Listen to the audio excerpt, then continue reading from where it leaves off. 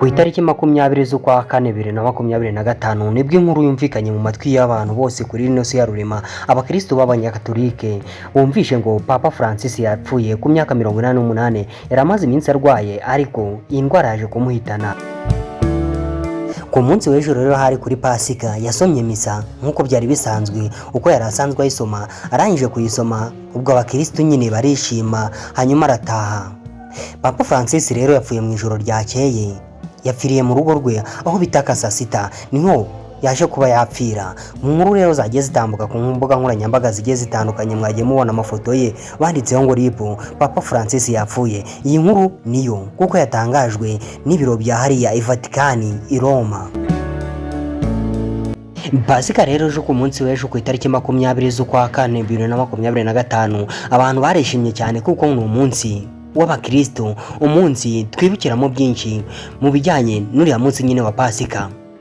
Abakristo rero bishimye cyane, barabatiza, baranywa, barishima, bararya ndetse n'ibindi byinshi cyane bagiye bakora. Ariko mu ijoro ryakeye kuri uyu munsi wo kuwa mbere, iyi nkuru yabaye mbi ku bantu bamenyeje amakuru ko Papa Francis yamaze kuba yashiramo umwuka. Abantu ntibari babyemera, ariko abaperezida bamwe na bamwe bagiye bamwifuriza iruhuko ridashyira. Abaperezida benshi bagiye babyivuga, bavuga bati naruhukire mu mahoro, bavuga bati Papa Francis wakoze neza imirimo yawe mu gihe wari uyoboye hari i Vatican, uyoboye isi yose y'abakatolike, dore ko mu gihugu cyose n'abakatolike batakibamo, atabo bose warayoboye kandi wayoboye neza, bose barakwishimira. Nubwo ugiye ariko niko bigomba kugenda nyine, ugomba gutaha ndetse n'abandi bakazagusimbura. Papa Francis rero yapfuye. Iyi ni inkuru yababaje abantu bose kuri Inosi ya Rurema. Abakristo bose baherize bahaguye kubera urupfu rwa Papa Francis. Iyi nkuru rero ikimara kujya hanze ko Papa Francis yapfuye, abashinzwe kurinda Papa Francis bahise batangira gutunganya imva bazashyinguraho Papa Francis, dore ko Papa Francis mu gihe yari arwaye yavugaga ko nibamushyingura bazamushingure mu cyubahiro kandi bazamushingura neza. Bati ntibazamushingure nk'abandi bapapa uko babashyinguye. Uyu munya-Argentine rero waturutse ku mugabane wa Amerika, akaba ari nawe munya-Argentine wa mbere ndetse akaba ari n'uwo wa mbere waturutse ku mugabane wa Amerika wakoze amateka akaba umupapa. Abanya-Argentine rero bababaye cyane, dore ko Argentine ni cyo gihugu cya mbere kuri Inosi ya Rurema gituwemo n'abakatolike benshi.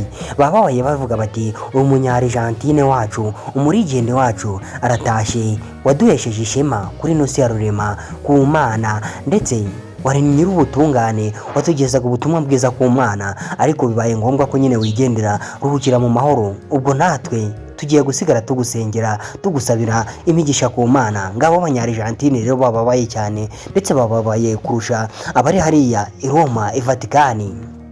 Ngiyi nkuru rero yakababaro yatangaje abantu benshi cyane ku mbuga nkoranyambaga zigiye zitandukanye, iby'urupfu rwa Papa Francis witabye Imana mu ijoro ryakeye, ubwo yarakirangiza gusoma misa, hanyuma agataha akajya kuryama akaruhuka nk'abandi bose, ukuntu nyine baryama mu buriri bakaruhuka, ariko bwakeye yamaze kwitaba Imana. Reka twifurize iruhuko ridashyira rero Papa Francis ko wamaze kwitaba Imana. Abakristo mukomeze kumusengera nyine, nawe ijuru azaribone nk'uko n'ubundi yarasanzwe ariharanira. Ni inkuru rero yashenguye abantu bose kuri Inosi ya Rurema, gusa nako ntibyagenda naruhukire mu mahoro. Njye ubagejeje amakuru rero nitwa Vincent. Kora subscribe niba utarayikora kugira ngo amakuru tuzajye dukora azajya kugeraho mu bambere. Mugire ibihe byiza, ndabashimiye.